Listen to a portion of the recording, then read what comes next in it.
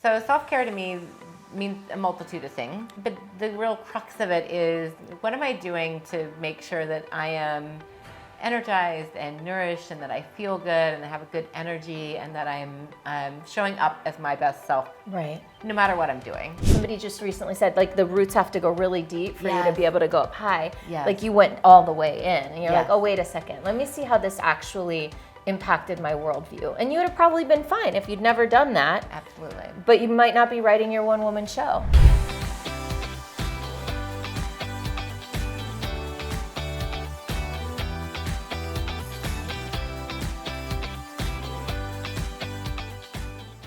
Welcome back, superstar. I'm here with LeeAnn Marie Webster. We're having a beautiful day. Really, we're chatting about all sorts of things. We've talked about her no regrets formula. We've talked about how she started in coaching. We talked about her one-woman show, her Iron Man story. I would actually like to amend that to be our Iron Man story. Oh, sure, you show up one day. A whole year before that. It's true. It was a big day. It was a big day. So now I want to move into a conversation.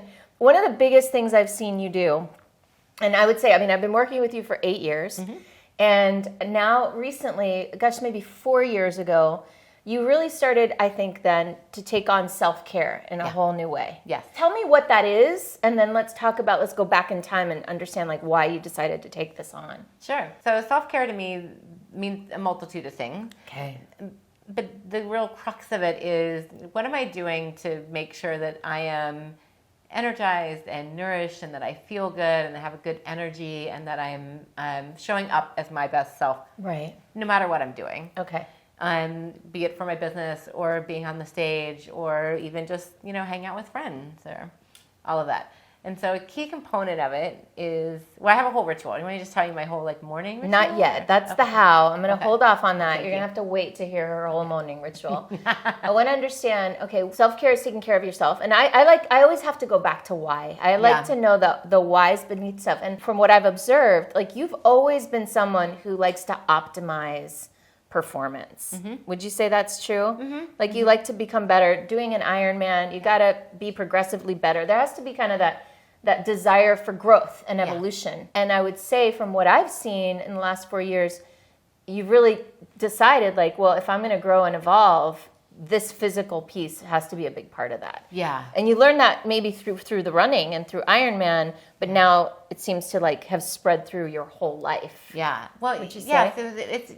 It's interesting because with the running and the Ironman, there's kind of specific goals that you're achieving when you're doing that. And so I think that kind of has woken me up. Got it. And yet there's this whole other side to it of, what do you fuel your body with, and how do you move, and what do you do to keep your mindset in check? And what those allow you to do, if you think about a car engine, right? Yeah. You don't just align the wheels and forget about the engine. That's right. You align the wheels and you check their air pressure, and then you also change the oil and you make sure there's gas in the car. There's a lot. And so you do all of those things to make sure that the engine and the car are running at top performance. Right. Your body and I think body and mind, it's like a car. It's body mind. Yeah. And so it's you're doing the same thing. Yeah. And it lets me be more creative with my clients. It lets me have more fun when I'm out with my friends. It lets me sleep better. It fuels everything that you do. Well, and actually, I was thinking you said body mind, or I said body mind, and that's one component. That's not everything. Not at all. There's more. Yeah. What are some of the other components when you talk about this journey that you've been on? And we'll talk a little bit about how you've up-leveled your self-care. You've done it in the area of the physical. Mm-hmm. You've done it in the mental, the mindset. We talked about the chatter. Maybe we'll talk about that again.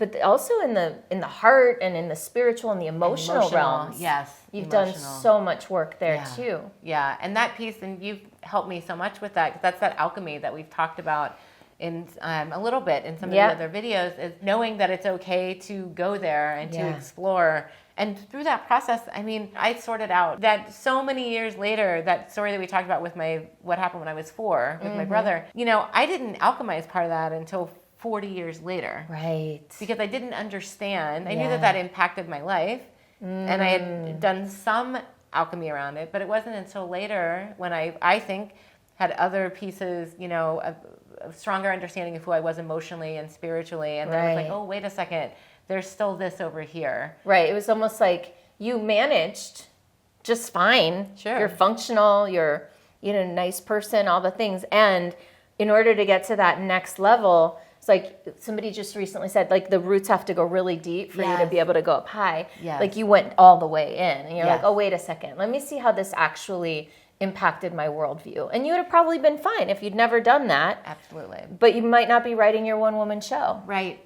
I might not be reaching more people. I might not be Yeah. that little extra bit more creative with my clients Yeah. or empathetic Yeah. or, understanding. Like there's It the, was a gift. yes. Yeah. Oh, Yeah. that's really at the core of like, so we're talking about self-care. This is really what we're talking about is like doing the work. Yeah. Yeah. Part of self-care is doing the work. Yeah. It's not just burning a candle and taking a spa day. No, getting Yeah. your nails done, that's Right. not self-care. Like we're talking about caring for your heart, caring for your soul. For your emotional being, for your spiritual being. Yeah. Yeah, all of it. All of it. Okay, so that's self-care. And what were some of your, I love with you, especially because you have your journals and everything. What did you see around you in terms of self-care? How did you take care of yourself when you were younger? Like, what did that look like? Well, when I was younger, a lot of it was survival. Okay. We didn't have a lot of means. And so there wasn't a lot of food in the fridge. From a young age, I was, had paper routes or I did babysitting or things like that. And I wasn't doing that for spending money. I was doing that for food. Wow. Or to buy clothes. Wow. So there was a lot And not just for you. It was a lot for me. Okay. Yeah. I wasn't necessarily paying for anyone else. Okay. But I was paying for more than anybody else my age was Right. having to pay for. Okay. Yeah. Because So- you took a lot of responsibilities on in your house when you were little too. I did. My one of the stories that best shows this is, I was the female of the house Right. for a long time, and so I did all the cooking. So like I was doing Thanksgiving at 12. Wow. I was doing when Because if you didn't do it, you wouldn't have a Thanksgiving. right, and I was figuring out how You to wanted do to that. have family. I did, and I love Thanksgiving Yes, to this day. I know, me too. I'm still really good at timing that meal. I just like the record to reflect that. And I also I would do the laundry for the family. Yes. So my dad would drop me off at the laundromat. He would give me $5. He would go drink. Right. And I would be responsible for doing the family laundry. So I was doing a lot of also cleaning at home. I was doing way more than people my age. So that's what I meant. So there was not a lot of role modeling for self-care. No. By a mother or something like that at all. No, I didn't have that. I had to find that. I got to find that in other people or in other ways. There's definitely a shift in my life of when I was kind of unaware, and then all of a sudden it was like, wait a second, I'm not quite right here, and then I started exploring it. Thank you, LeeAnn. And so if anyone wants to learn more about your no regrets formula, how to live a life with no regrets, how to take care of yourself with no regrets, how do they find out about you? Just go to noregretsformula.com. That's it. Simple. Easy breezy. Noregretsformula.com. Here's the thing. I've taken care of myself physically. I've worked out. I've taken care of myself mentally. I've meditated. Yeah. Taken care of myself spiritually by doing the gratitude practice and really tapping into that. So it's all about me first. Yeah. Committing to myself first before I go be in service of others. You'll notice I'm not reading emails. I'm not checking my phone. I'm not texting anyone. That's right. I'm not letting any of the outside world come into that part of my morning. Sacred space For you. So I get fueled. And then I can go do that. And then you've got so much more to give. The Rumi quote, never give from the depths of your well, but from your overflow.